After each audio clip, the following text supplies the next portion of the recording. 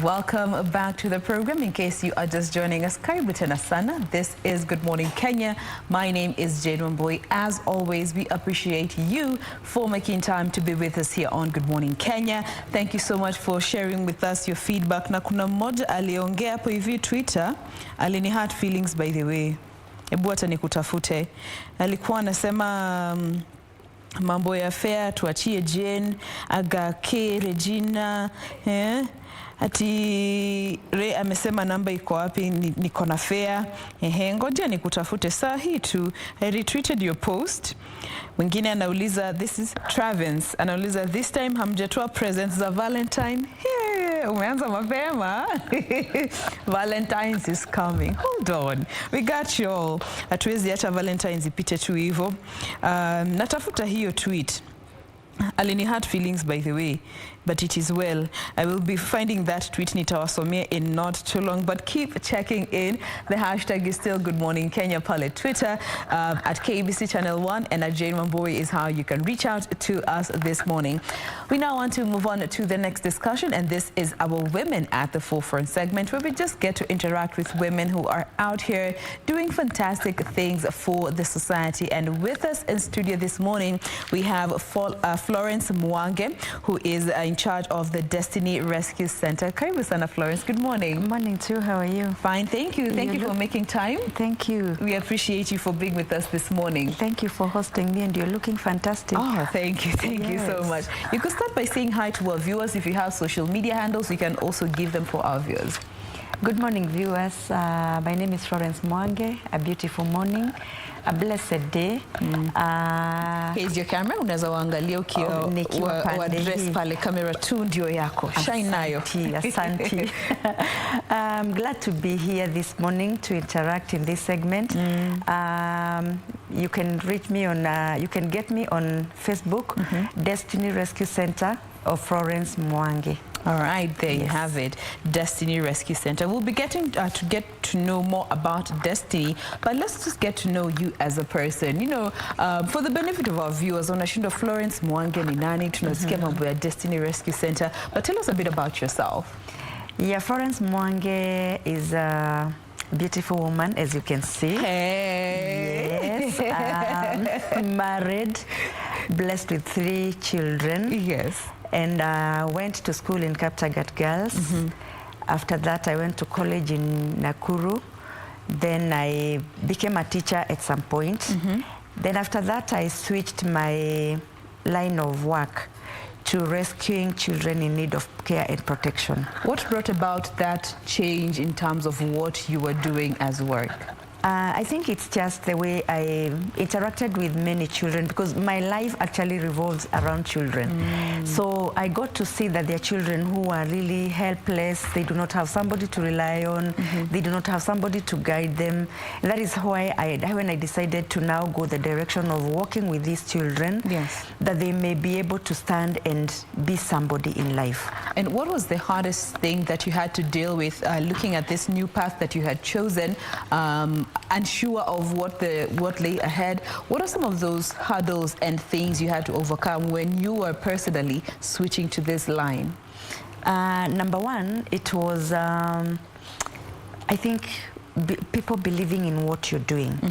And also, I was not sure of the ground that I was going to get into. It was not easy because I was at a place whereby I was earning. Now I go to a place whereby I am not earning, I am giving out. And giving out at a particular time when I was not really in a position to. But these children needed just somebody to hold their hands, to walk with them. And I decided to take that risk. And I am proud of where I am. I am proud of what I've been able to do. And I thank God for the far that He has brought me.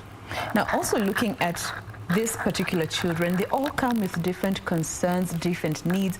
What are some of those needs that you have seen that most of these children are struggling with, that if only we came together as a people, we would be able to help we'll be able to elevate such a big problem that just needs attention and collective effort? And number one, as you say, they come with different problems and challenges. So if we team up and work together to number one, educate these children. Yes. If they are already housed, we educate them, because I believe there's nothing else you can give a child better than education. Because as we rescue them, we take them through counseling, we now work with the children according to individual needs. But if we come together and educate these children, if we come together and go back to our families and see where the problem is, we are going to be able to help these children. If the children that have been rescued already, we get people who are going to tell us, yes, you have the children, you're housing them, we're going to take the part of education as you do the rest. It will be very easy for us. Now, looking at, when it comes to rescuing children, rescue centers come into play. How are we doing in terms of what you have seen interacting with these kids and looking at the various sponsors that you may have interacted with, looking at rescue centers, how are we doing? We are doing very well, but we really need to do more. In terms of support, in terms of donors, we need to do more so that we can be able to host more children. And actually, from my perspective, I think I am more of a person, like now I'm dealing with teenage mothers. I'm rescuing teenage mothers, mainly from early marriage. If we are able to go back to the families and empower them and create awareness that marriage is not for children, and then they will be able to have these children back, even as some of them come from very poor backgrounds. When we are educating them, they're still going to have their children back at home. It will be very easy for us. Yes. Now, looking at these particular young girls who are running away from early marriages, and maybe some may have fallen expectant, we might not understand the situation, but when they run away from such settings, and there's now the issue of reintegrating them, and maybe we are taking them back in a place where the culture is still the same, the practices are still the same. How then can we help them looking at the long-term picture and the safety and the future of these young girls? Now, like what I am doing, if I get a child from early marriage, the ones we rescue directly from the marriages, that one we do not take them back, because even if you will work with the parents and they will tell you, we are going to make sure this girl goes back to school, remember the dowry was already paid. So what they will do, they will work with this girl for a moment, and then the girl will be taken back to the marriage and probably hidden from where you can be able to reach them. So when we rescue them from the early marriage, we are planning, or our goal is to go with them until they finish school. We do not intend, we create back that relationship with the parents, because they will still go back there. So our work is to make sure that this girl completes education and still the relationship with the parents is still intact. But in some instances, there where we are working with parents who are very ready, they have realized it's a mistake they did, they have realized that the girl child can be given a chance, and they are actually helping us in taking these children back to school. But we still maintain, we are the ones who are paying the fees, we're the ones, we do a follow-up. We even visit the families just to make sure that this girl is comfortable where they are. But what of communities or spaces in where the communities refuse to let go of their traditions and customs and insist that if she does not conform, or he for that matter, they are considered as outcasts? How then can we even just try and bring this conversation of understanding what is practical and what is retrogressive, looking at our culture and the well-being of these young girls? Yeah, actually I have a girl who was told by the father, if you go back to school, if you go to school, don't ever come back to my place. Because I don't want an educated girl in my home. You're changing the culture, you are not one of us. And what we did not give up on taking the girl to school. We decided the girl has to go to school despite what the parents are saying, and we are reaching out to the parents slowly by slowly. Then we are using the leaders of the community, because personally I may not be able to understand the culture very well, but the leaders in that community understand. So they are easier working with the families, and then they're just going to pave a way to make these people know that the change is going to be beneficial to their family and to the community. So the best way we are working with it is working with the leaders who are actually supporting us, so that they can be able to empower and sensitize their community that education is something that is not, because if a girl is a Maasai, she will remain a Maasai whether educated or not. So that is the point that we are at now, that we want to work with the leaders in the community so that they can be able now to reach the parents of these children, Yes. because they are at a position. Remember, they are under the same culture. Yes, These they leaders share are this educated. relation. Yes, Yeah. so they are a better example to the families than we do. Absolutely. And what of young girls who may have fallen expectant? They have gone through with the pregnancy, gotten their children, and now the question of taking them back to school. And these are girls who do not have any sources of income. They do not have any other sources of protection. They cannot fend for themselves. And here they are with young babies. What happens to them and their children and their future, and especially looking at going back to school from what you have been doing maybe? Okay, Destiny Rescue Center rescues both the mother and the child. So we come after probably we win the child, we will take the girl back to school and then remain with the baby. The ones that are having babies through the teenage relationships, we are still giving them a chance. It's a mistake that has been made, and it doesn't mean that these children are doomed. So we are still giving them a chance. Where the parent is not able to remain, the grandmother is not able to remain with the child, we take both.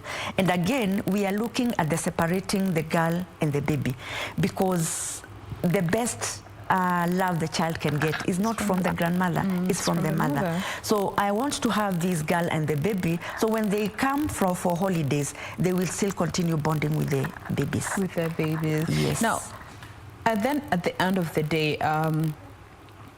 these children, these young mothers have needs. And these young babies have needs as well, that maybe this mother might not financially be able to meet them. And as a rescue center, what form of assistance do you feel maybe would be best from those who maybe are watching us this morning and they feel they want to be part of the cause, they want to assist in whatever way? What forms of assistance do you think would be essential and vital to the needs of these young girls? Number one, I think I would go to paying the school fees for the girls. Then the day-to-day needs of taking care of the babies. We need food, we need clothing, we need diapers, we need people to come and cuddle the babies. Apart from now that we have COVID, we are a bit careful because of the interaction with the babies. Yes. But we need people to come and support us and make sure that all around when the mothers go to school, the babies are having a balanced diet, they are comfortable, and we are able to now take care of them as we await for the mothers to come and continue where we are. Okay. Yes. Now, there's also an initiative that you launched as Destiny Rescue Center, and this is the Destiny Outreach Mission Initiative. Is this in line with the reintegration process of some of these young girls and boys who are maybe disassociated with their communities or native spaces? Yes, it is. And again, we are also reaching out to the communities, because during COVID time, we realized that people did not have enough food. So we decided to be reaching out to these communities with food as we actually now get into their space, so that now we can introduce the issue of kindly let the girls go back to school. Let's stop FGM. We also started a mentorship program in Kajiado, whereby we are dealing with teenage girls and teenage boys, because we realize we are working with the girl child and the boy child is not, and yet this boy child is the one who is impregnating these girls. Yeah. So we realize we need to work with the boys and the girls. So in our team we have men who work with the boys, because me as a lady, I can only go too far. And again, this is a community that somehow disregards women in a way or another. So we are working with a team of men that are mentoring the boys as we mentor the girls. And then again, now as a collective team, we reach out to the families.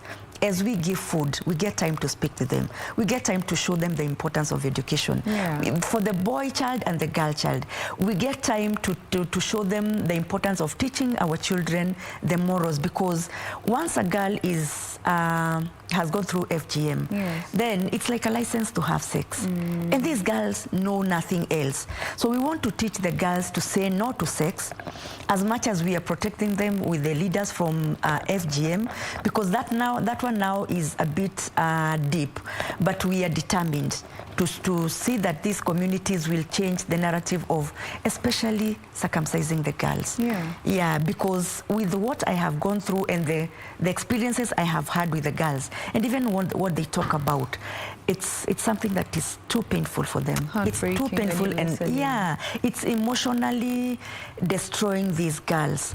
And the most important thing I see is letting these children know to take care of themselves. And I usually tell them, I teach them to have value upon their bodies. All right. Yes. Now, looking at this particular young girls and boys as well, they are clearly going through so much, that some of which they have no control over, and issues to do with their mental well-being comes into play. And you had mentioned issues to do with mentorship. What kind of mentorship programs do you have that are tailor-made for some of these kids, just to address the issues that they're going through? Because again, you cannot have a blanket cover to be talking to them because they are around the same age. What are some of the approaches that you use when it comes to offering these mentorship conversations? Number one, sometimes most of the time we will go with ages, because I've realized that there is a certain age group that has already gone through FGM. So we will work with these girls, starting from peer pressure, education, respecting those parents who have put you in whatever you're going through.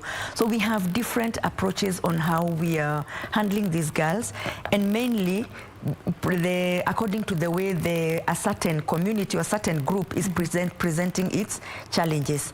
So we have different approaches.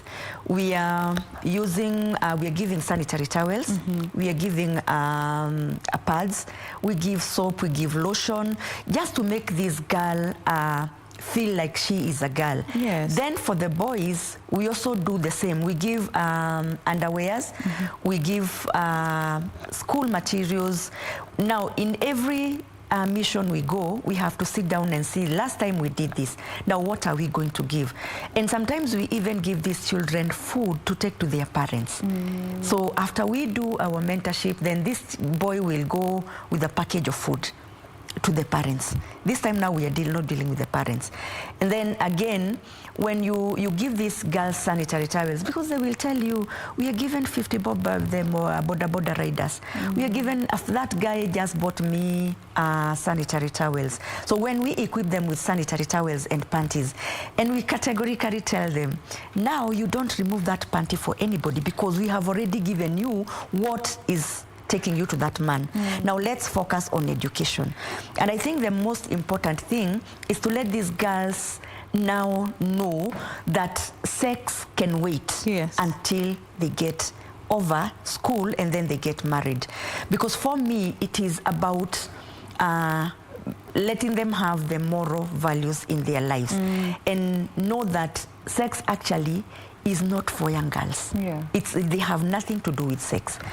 We really try to tell them and teach them how to take care of their bodies, how even to say no to these men.